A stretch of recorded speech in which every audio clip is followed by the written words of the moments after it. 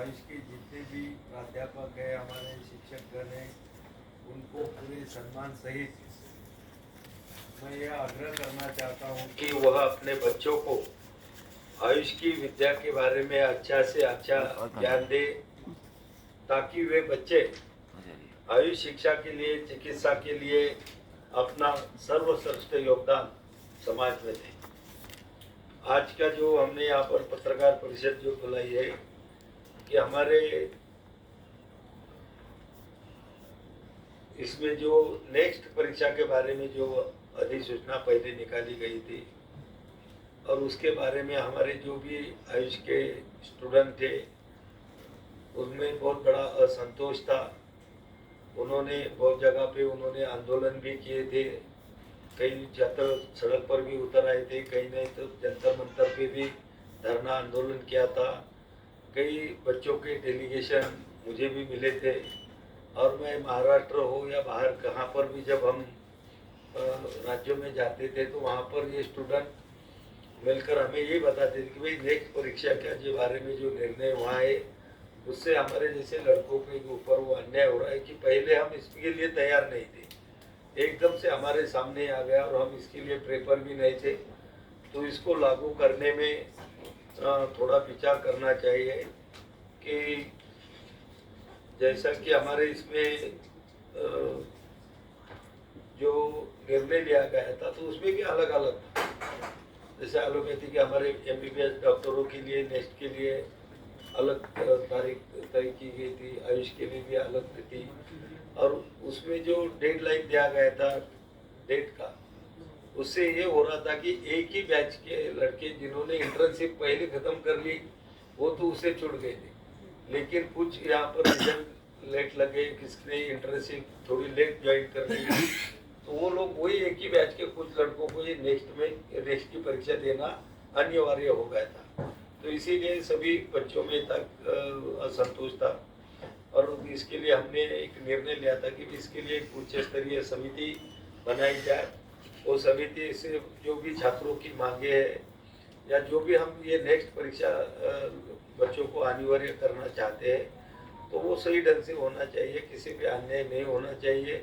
सभी पहलुओं का विचार करके उस पर निर्णय लिया जाए। तो उसके लिए हमने एक उच्च स्तरीय समिति का भी गठन किया था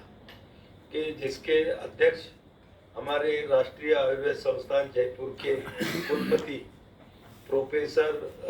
श्री संजीव शर्मा जी थे और इसमें हमें होम्योपैथी, आयुर्वेदा और यूनानी ये सभी चिकित्सा पद्धति के एक्सपर्ट लोगों को हमने उसमें लिया था।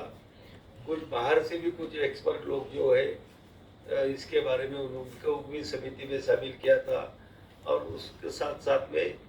बच्चों के जो स्टूडेंट थे कि स्टूडेंट के भी 2 प्रतिनिधियों को हमने वो समिति में स्थान दिया था कि वे वो अपनी भी जो कुछ समस्या उनके सामने आ रही थी या उनका जो कहना था कि उसको भी वहाँ पर संज्ञान में लिया जाए। तो ऐसे एक समिति का आदेश हमने 12 अगस्त 2024 को निकाला और 1 महीने के भीतर इस समिति को डेडलाइन दी गई थी कि अपना रिपोर्ट हमारे मंत्रालय को वहाँ पर सबमिट करें। और ये सभी सुनने के बाद में उसमें समिति का जो रिपोर्ट हमारे पास में आया उसमें जो सुझाव दिए हैं कि उसमें मुख्य सिफारिश के तहत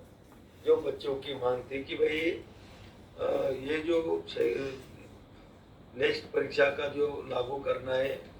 तो वो शैक्षणिक सत्र से उसमें लागू करना चाहिए, उनकी पहले मांग थी तो वो सही मायने में उसमें मानी गई।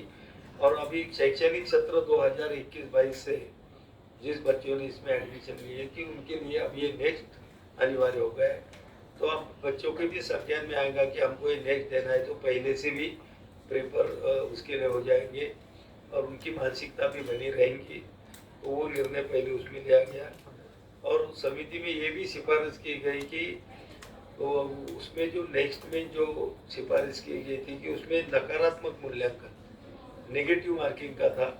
तो उसके बारे में भी समिति ने ये देखी कि इस पर भी विचार होना चाहिए और हम इस पर विचार करेंगे, वो भी उन्होंने उसमें क्या कहा गया। और ये जो परीक्षा है तो ये जो अंडर ग्रेजुएट हमारे स्टूडेंट है वो उनके अंतिम वर्ष में भी ये परीक्षा दे सकेंगे, या वो इंटर्नशिप जब करते हैं 1 साल के लिए तो इंटर्नशिप चालू रहते हुए भी वो ये परीक्षा दे सके। इसका कारण ये है कि उनको ये परीक्षा पास करने के लिए पर्याप्त समय मिलना चाहिए। अगर कोई बच्चा चाहता है कि मैं फाइनल ईयर में ये परीक्षा दे डालूँ तो उनको वो प्रावधान रखा गया। उसके बाद में जो इंटर्नशिप होती है तभी कोई बच्चे को लगता है कि भाई मैं परीक्षा पास कर सकता हूँ या उसका कॉन्फिडेंस है तो वो वहाँ पर भी जा सकता है, पहले भी उसके परीक्षा दे सकता है। कि ये समिति का गठन जो हमने किया था कि हमारे जो छात्रों की समस्या थी, चिंता थी, उनका समाधान हम कैसा कर सके उसके लिए किया गया था, और वो ये समिति के माध्यम से मुझे लगता है बहुत अच्छी तरह से किया गया।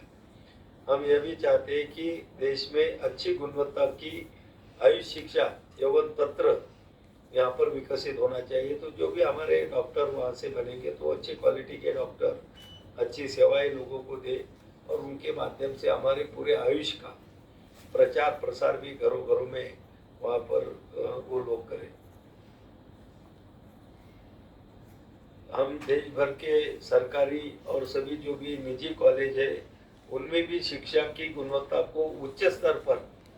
पहुंचाने के हर संभव प्रयास करने के लिए उनसे यह आग्रह भी हमने किया है, ताकि हमारे आयुष के विद्यार्थी अपने देश में ही नहीं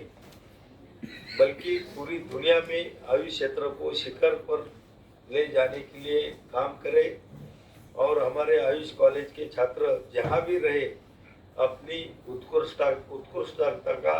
एक नया अध्याय वहाँ पर लिखें। आखिर में मैं इतना ही कहना चाहूँगा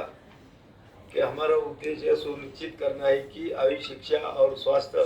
सेवा मानकों के गुणवत्ता को बनाए रखते हुए एक निष्पक्ष और पारदर्शी प्रक्रिया भी स्थापित हो। अंत में कमेटी के अध्यक्ष और उनमें सभी ने जो योगदान दिया ऐसे सभी सदस्यों का मैं धन्यवाद करना चाहूँगा कि जिन्होंने समय पर और समर्पण पूर्वक अपना कार्य संपन्न किया। हम छात्र प्रतिनिधियों की भी सक्रिय भागीदारी की सराहना करते हैं, और मुझे लगता है कि ये निर्णय होने से समिति के सभी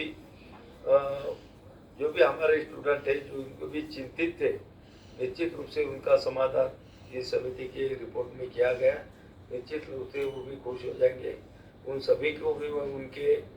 आगे के लिए उनको भी बहुत बहुत शुभकामनाएं मैं उनको देता हूँ, और उनके हाथ से भी हमारे आयुष क्षेत्र में अच्छी सेवाएं हमारे देश के